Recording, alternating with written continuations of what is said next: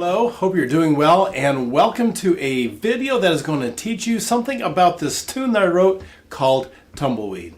There are two things I really want when I write something. Number one, I just hope that you enjoy it. Maybe you think it's cute, maybe you have a good time whistling the melody or whatever. That's always important, that you just enjoy what you're learning. But number two, that the music that I write is teaching something specific, and I want you to understand this. In Tumbleweed specifically, there's really two things I want you to get.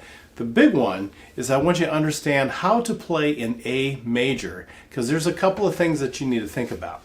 And then the other thing in this one is I'm going to work on this. You retake the bow, then you go up, down. So let's get started. For violins and violas, we have on our D string, and our G string by the way, we've got to play two whole steps. So you're looking at the fingering chart there. We've got to be able to play G sharps. It's not G naturals, it's G sharps. That's the key of A major. And so we have to work with two whole steps and then a half step.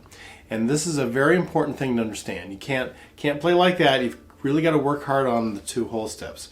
And for you start straight away on these C sharps on the G string.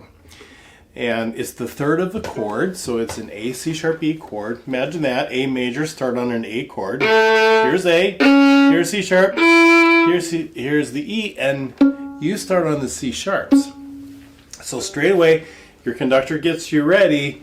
I want you to feel the A, feel the A, then feel whole step, and you should be on a good C sharp.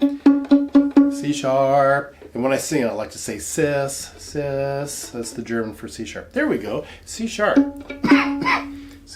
And you are first. So there's my C sharps. Really be in tune and work hard on that. And then look at measure 6. Here's that C sharp, here's C sharp. And then it's an up, down, but near the frog. And then you go back to the C sharps, okay? So that up bow thing, when you were much younger, we kind of lied to you. We told you to go to the tip to play an up bow. You don't have to go to the tip to play an up bow. You simply need to travel from the tip to the frog. Very important. And you could do that in the lower third of your bow. You can do it right there. You could do it in the middle of your bow. You can do it at the tip, but here I want you to go, because I want you to play like a full bow for the half note. Rest. And then rest, pits, rest, pits. Does this make sense? It's really important that we do that. Then you get to do the retake, up, down again. But this time I've got C sharps on my G string, so you're still working on that two whole steps really hard. But then you've got a D. Don't play the open D and then back to the C sharp. Just play a four finger D. All right, it's a half step off of that C sharp. And I like to say that that fourth finger needs to kind of kiss that third finger. Make it kiss. D, sis. It's really important that we get that kind of note going there. And now you've got something kind of tricky to work on. I like to talk about this in terms of third finger gymnastics. Look at measure 10. That D, sis, you have that high third finger. And then in measure 11, D, D, D. Right? You've got to get that third finger to pull back into a normal third finger. So here's the C sharp on the G string. Here's the D on the A string. And you've got to do it real quick. So measure 10 looks like this. Go. And when you're doing the retake to get back to the frog, and this time you do go down, that third finger moves. Watch. Rest. Go. See how my third finger had to do that? Let's practice that a little bit. Measure 10, measure 11. 2. Here we go. 1. Go. And by the way, you can clip that half note a little bit. It's okay. Rest. Go. Do it again. 2. Here we go. 1. Go. And that's the melody, or part of the melody anyway, the first two measures. You get to do that. Isn't that cool? All right, let's do it again. Measure 10 and 11. So feel the A. Whole step will get you a C sharp. 2, here we go. 1.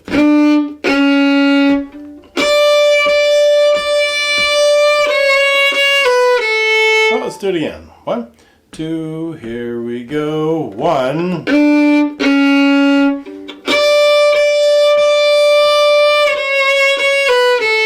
Super, one last time. 2, here we go, 1. Go.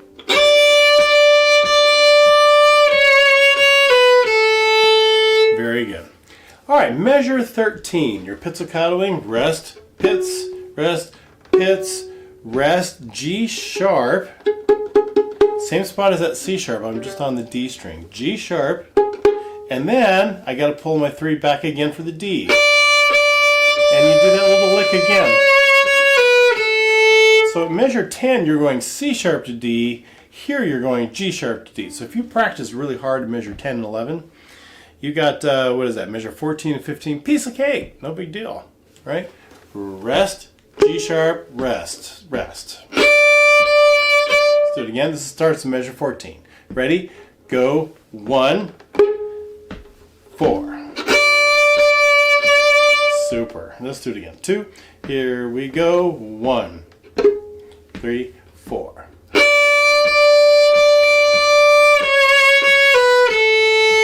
Rest. Pits. Okay. Measure 26 has more of that rest. You've been doing these C sharps again. Rest. D, C sharp. Just like we did earlier. It's that rest, go up, do, up, O, and then, right? That up, down. It's really important. Just more practice of that. Measure 30. Now you're doing some pizzicato stuff. Rest, rest, rest, rest.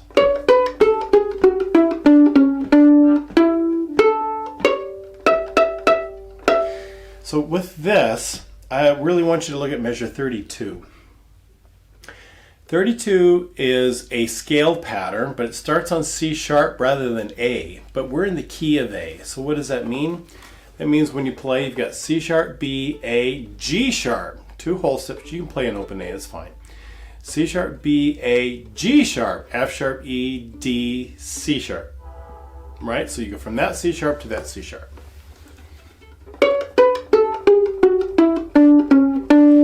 I don't mind the open D at the end there either, okay? All right, let's try this, practice that. I'll put the bow in my hand just to practice that. Ready, go. Ooh, I hit 2 strings at once. Do it again. Ready, go.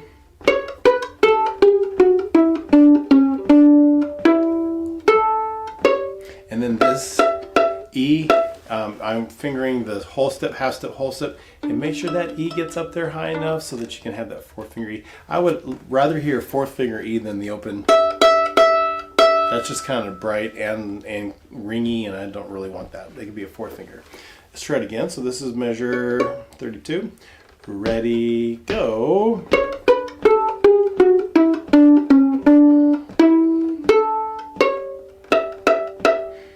Are you getting the 3rd finger G sharp high enough and the 3rd finger C sharp high enough?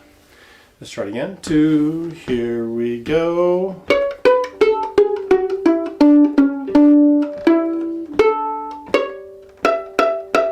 Let's go back to measure 30. 1, 2, here we go. 1, rest, rest, rest.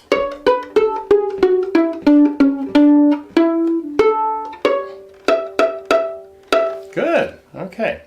And then the final spot is at the end, the last line. I got the C sharp. I'm working really hard again, playing an A major. This is important that we're doing this.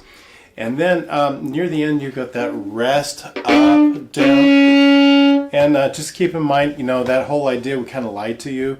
You know, the up bow doesn't have to start at the tip. It can start in this lower third. So I've got that high 3rd finger C sharps, rest, and then you do again, rest, and then you do again, 2, 3, 3, 4, 1, 2, 3. And I would like that as a 4th finger because I want it to be kind of a dead spot. Back to that little pizzicato section we did, and here at the end. I called it Tumbleweed because think of this tumbleweed kind of going through this old mining town, or this old western kind of a scene. Maybe it's a movie scene or something. And I think of this tumbleweed gets stuck in that little pizzicato thing. And you hear the cellos and basses kind of rumble. They're kind of like the wind up against this tumbleweed. And it finally breaks loose, right? And here it's finishing out. It's going through again. And then you hear the cellos go, "Hey!" And then you go, and I just kind of in a doink. It just sort of hits the side of a building maybe, and it's done. It's done tumbling, right? So there's my C sharps, rest, and rest. 1, 2, 3. 2, 3, 4. 2 whole steps, and 3. And then again, to get that A in tune, I want to feel whole step, half, so I can get from that E to that A, okay? One more time. Let's do that whole thing starting at that arco. That D to that C sharp. So I got the 2 whole steps. I've been pizzicatoing that. Ready, go, 1. Retake.